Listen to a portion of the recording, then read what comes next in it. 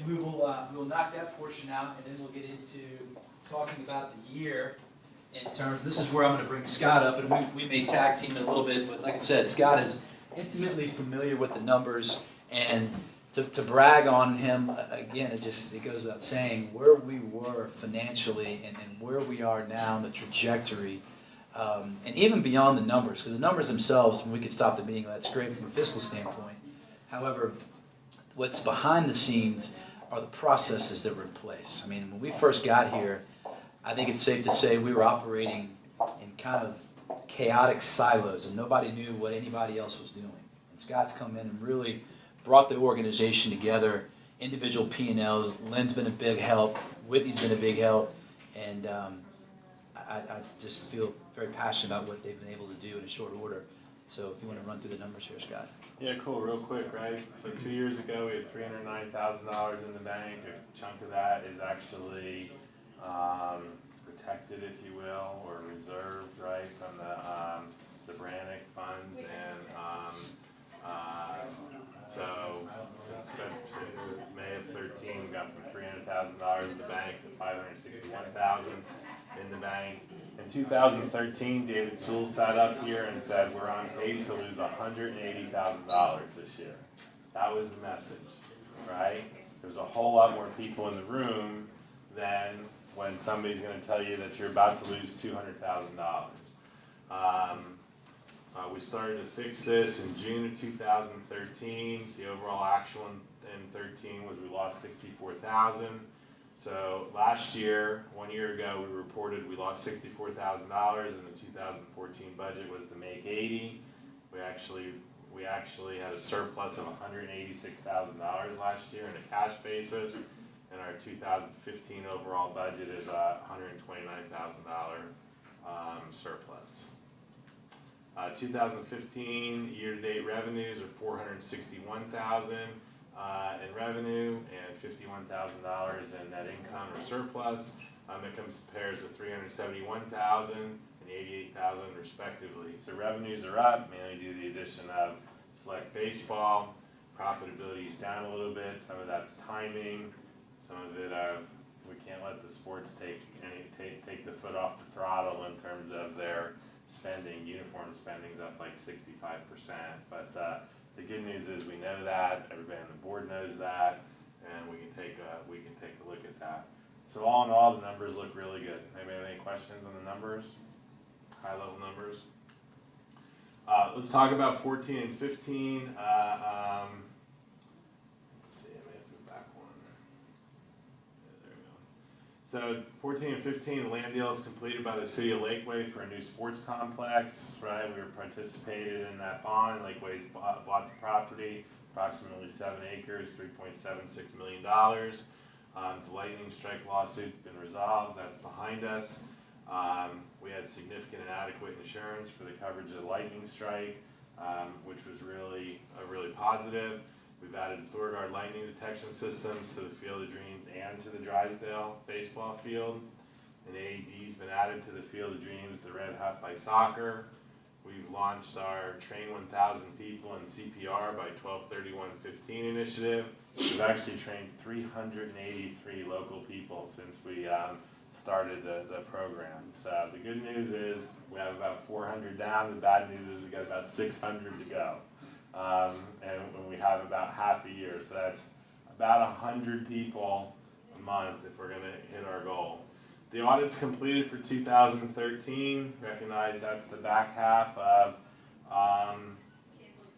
and at the risk of stirring it up, that's the back half of the select soccer debacle. It was not an easy audit to complete, but we were able to go through that audit and with Lynn's help, get a clean opinion. The 2014 audit, we've already seen a draft of it. We expect it to be very, very clean.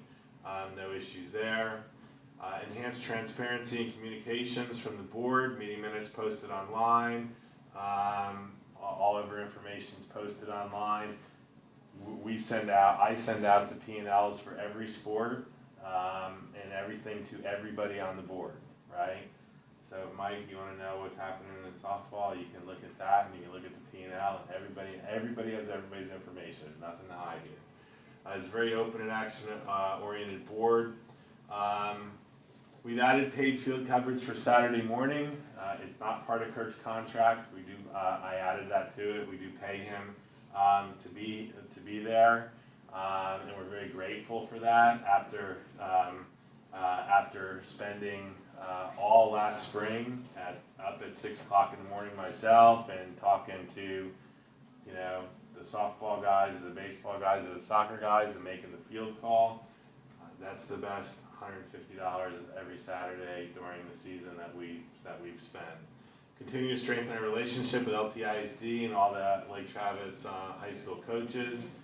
Our budgets are now driven from the office and given to the sports. If you remember back in 12 and 13, the sports were supposed to do the budgets and give it to the office. Well, we never had budgets because the sports never got around to it. I think we have timely and comprehensive budgeting, traditional financial and fully burdened. We now understand what the burden is. And by player counts. We have forecasts by player counts. I initiated an Austin area youth sports roundtable group. We try to meet once a quarter. We skipped last quarter.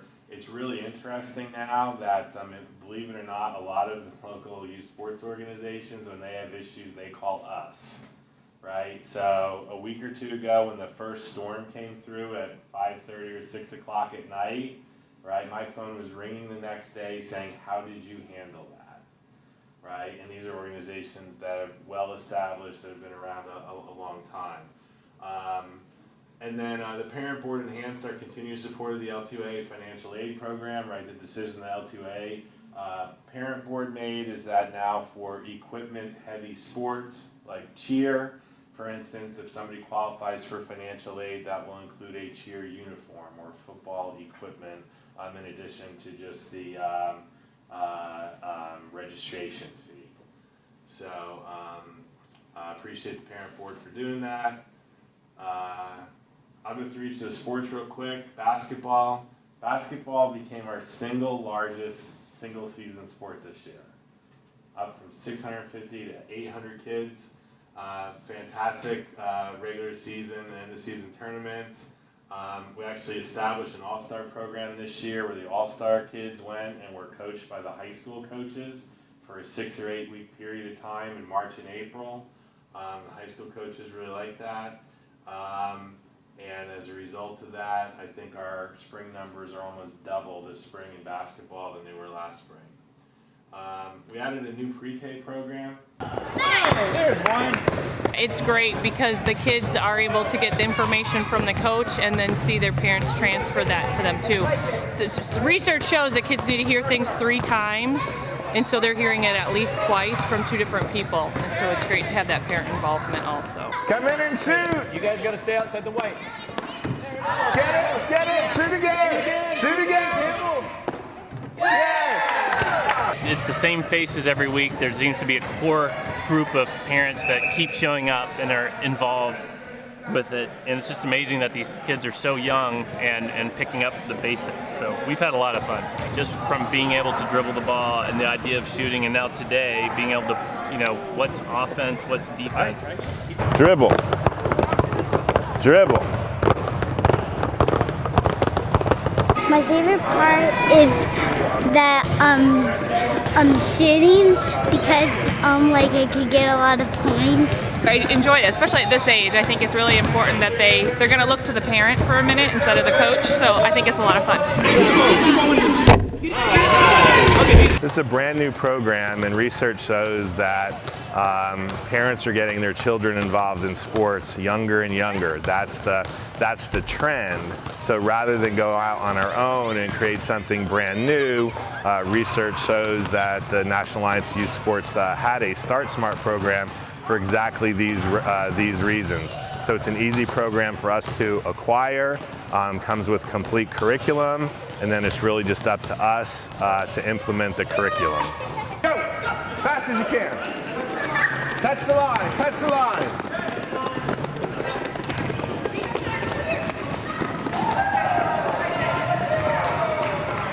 Great job, everyone. We're done for today. I'll take the pennies and the wristbands. See everybody next week. That's a lot of fun. I spent 10 weeks, Saturday mornings, loading my truck, hauling the equipment over there, and hanging out with the 3 and 4 year olds. It was a very rewarding program to do last year. Soccer, we made a large investment improving the field conditions last summer. Soccer is relaunching LTYA Select and Rec Plus soccer programs for the fall of 2015. We brought the scheduling into the office for U10 and younger, and we adjusted the officiating for U10 and younger. We're part of the CASA organization, Central Austin or Central Capital Area Youth Soccer. Anyway, Central Austin, whatever it is. And for U12 and up, we don't have enough teams to play internally, so we have to send them out. That's the main reason that we're tied through them. But U10 and younger, we play internally. We play against each other. We brought that in-house, and I think, knock on wood, so far, I got one set of rain out to reschedule yet, but it's been great. The dramas that we had last year have been eliminated. Football, we implemented a new spring 7-on-7 program last year. This is our second year of going through that. We have about 100 kids playing, and then this year we have 100 LTYA kids playing, and then we have 10 teams from out of town, Westlake, Dripping Springs, all over that come and compete against our kids. Group flag football from 30 kids to 250 kids. That's an adjustment we made last year by actually moving football leagues and bringing flag in-house. So we have 250 kids playing up from 30 the year before just by making good decisions. We're integrating Lake Travis Pop Warner tackle football into LTYA football for the fall of 2015. So Lake Travis Pop Warner has folded, and those kids that still want to play tackle football in Lake Travis will end up playing LTYA, and Bob Dorsett had a lot to do with that. So in addition to that, we added a winter flag football season, which we had 150 kids playing. So quite honestly, football has gone from a very small, not very active sport with a fall season only to now we have fall tackle, spring 7-on-7, fall flag, and winter flag. So we'll probably have 500 or 600 kids play football this year.